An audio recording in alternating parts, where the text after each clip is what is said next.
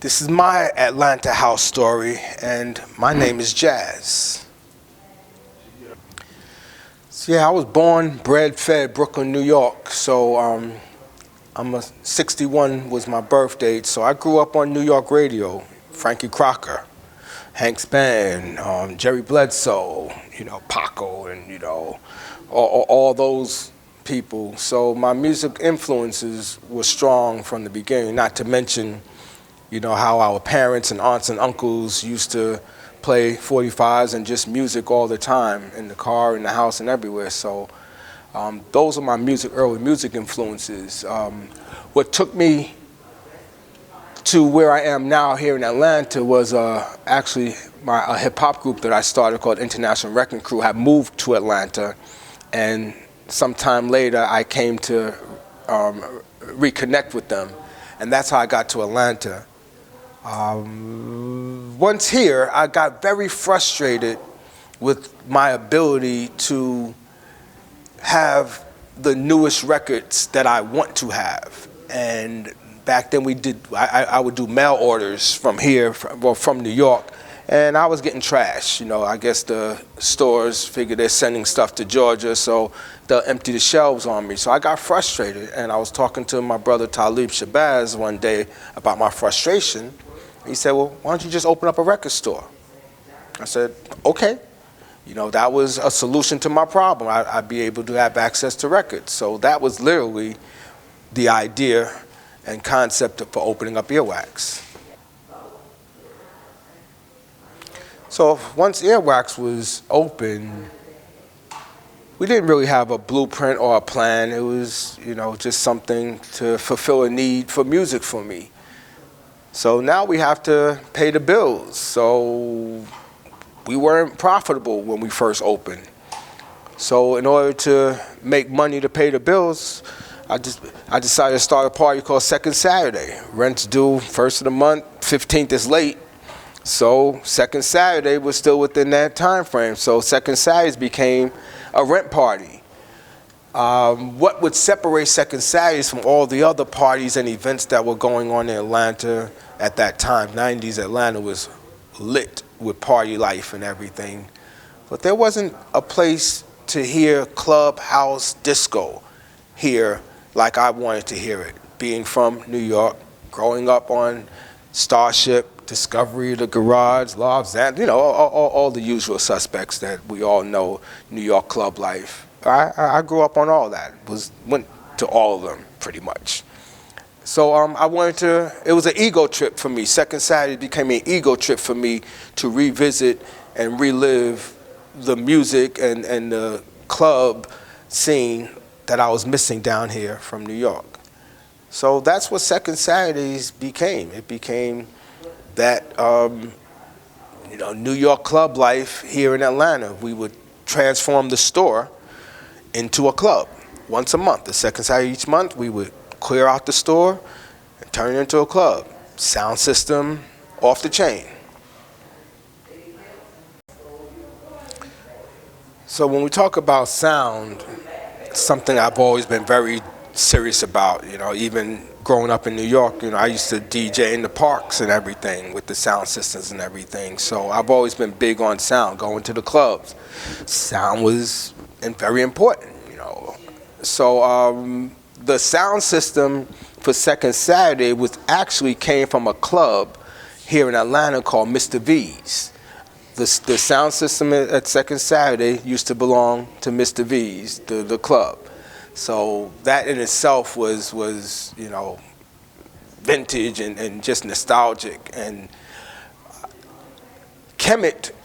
So the interesting thing about Kemet, who probably spun the most Second Saturday, I have to tell this story because when we opened the store, Speech had invited me to an event that he was doing. I forgot what it's called, Chicken and something, not Chicken and something, I don't remember. But so I went to the thing. Me and my friend Justice, who's a very good DJ, rest in peace. So we're at this we're at this event that Speech was giving, and we're listening to the music, me and Justin. Justin's fantastic DJ, one of the best.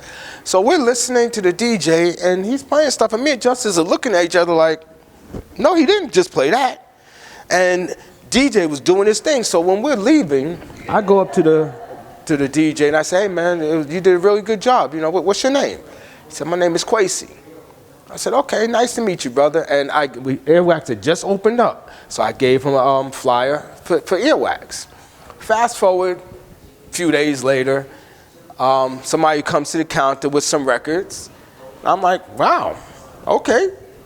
Very impressive selection you got here. I said, and so I give him a flyer to Second Saturday, because when I saw him at the club, I gave him a flyer to the store. So now I'm giving him a flyer to Second Saturday, which was going to be the very first Second Saturday we had ever done. So he looks at the flyer, he says, wow, this is nice, man. I would really love to play for this. So, you know, me and my New York arrogance and me knowing what Second Saturday is going to be for me, nobody can come off the street and play, you know, a Second Saturday like how I need to play. So I said, well, yo, man, you know, I see you got a nice little collection here. Slow your roll, grasshopper. You know, you're not ready for this right here. But come on out. You'll hear it and you'll see why you're not ready for it, why it ain't, you know, time for you to do this or anything. So he says, okay, all right, cool. I said, but by the way, what's your name? He said, my name is Kwesi. I said, are you the dude who was playing that speeches thing the other night? He said, yeah. I said, you can play Second Saturday with me. Because I was doing the first Second Saturday. So once I connected those dots, I was like, I heard you play. You're qualified. I see what you're buying. You're qualified. So Kemet spun the very first Second Saturday with me just like that. And so from there, we got I'm not going to mention everybody, but we got Kai, Ron Pullman, oh my gosh, Simon Bar Sinister, Justin Chapman, Comedic Just, him and Kemet did a label together. I want to mention Salah, but Salah was not a DJ then, but gotta say he was taking it in. You know, he went to school. You know, he graduated from a good school of DJing, and you know, he's representing. You know, there's so many others, but that was pretty much the launching pad for a lot of DJs in the house scene here in Atlanta. So, you know, as far as DJing, I've been influenced unintentionally to a lot of DJs. My knowledge of music, of all these DJs I've mentioned, and all the DJs who have come into the store over the years have picked from my brain, and I hope that I've served them well. But I'm most deared about brother named Dose, DJ Dose. Again, rest in peace to that brother. He did a post, and he was talking about his career, and he said there are 3 people that he gives the most credit for his career, and that was Frankie Crocker, Greg Street, and me. Now, anybody who's reading that article probably knows who Frankie Crocker is, probably even knows who Greg Street is. But Joe Blow reading that article ain't gonna know who Jasz is. So to connect the dots on that, well, Dose came up under me. Dose used to come in my basement, and he was already a good DJ, but he was a purely hip-hop DJ. And I taught him how to get out of a record, meaning don't get stuck on cutting it up and staying, like, you gotta move. You gotta keep the party moving. Nobody wants to hear you performing. Then I told him taught him how to transition. Just because beats are matching doesn't mean that it's a good transition. You have to listen to the harmonics. You got to listen to the when the vocals come in. And that was the main thing that I would always tell DJs is you have to know the records, especially when you're playing classics and disco. You have to know the records. You have to know when that drum roll is coming. Is it a half drum roll? Is it a full drum roll? You got the tempos. You got to know when the tempos change, because we're talking about real live drums for the most part. So you have to know your records. And that's the thing that I think separated me from a lot of DJs coming up and, throughout my time of DJing is, I knew my records.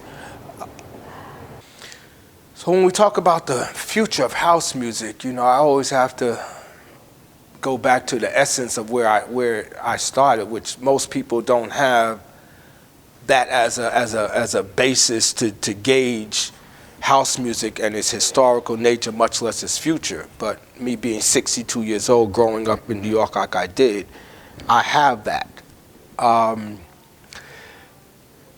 It's I don't feel the vibration and energy of it like I would like to. I know that over the years, just like hip hop lost its essence to me, I became very detached from it. It wasn't feeding me anymore. It wasn't relevant to me. I didn't have to hear it. I've become very much that way with house music. It's lost a lot of its soul, you know. I think that a lot of people producing it, they don't have the history and foundation of disco and classic soul with the instrumentation and just the whole arrangement and the whole background vocals, not just lead vocals and some horn stuff, you know, all those things. I don't feel it anymore. It feels like hip hop. Like now hip hop is almost devoid of samples. The samples gave hip hop a lot of its instrumentation and fullness.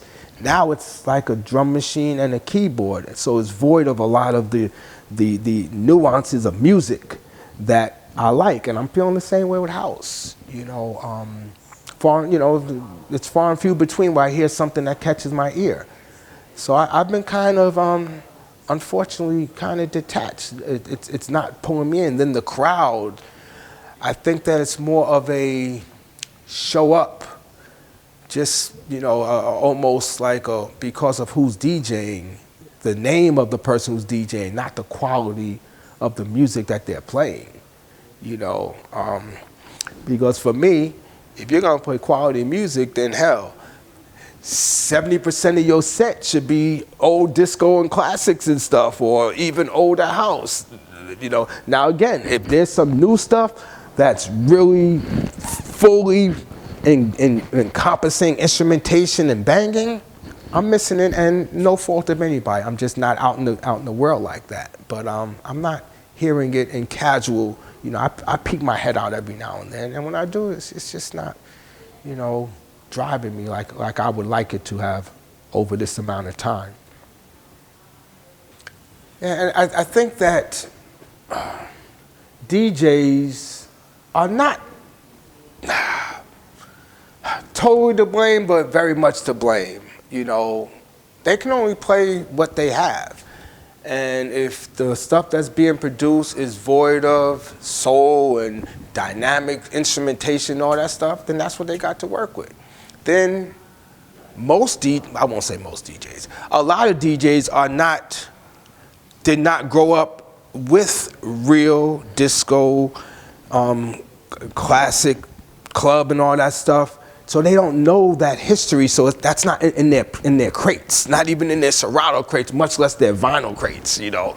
You had to be collecting vinyl to really have real crates like that. So most DJs are not, I won't say most, a lot of DJs are not comfortable playing that stuff that could enhance their set in the midst of what I'm feeling is not fully dynamic house music.